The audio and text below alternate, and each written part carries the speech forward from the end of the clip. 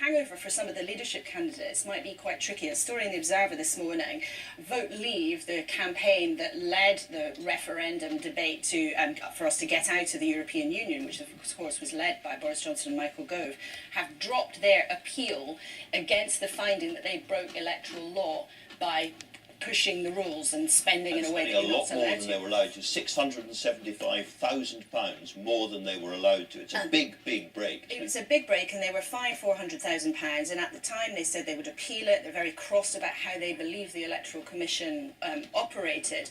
But Boris Johnson and Michael Gove, of course, were front and centre in that campaign. They've always denied they did anything wrong, or even necessarily if the political leaders knew anything about it.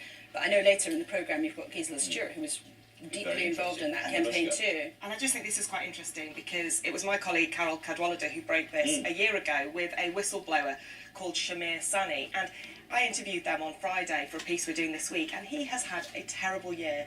As a result of that whistleblowing, he was outed as gay, his family didn't know about it, he lost his job, he's still struggling at the moment, and I think in many ways this vindicates the position that they took in the first place. And he's sitting at home thinking, I was right all along. He was right, and I was out there. And, yeah. Okay, well, let's move on to the position.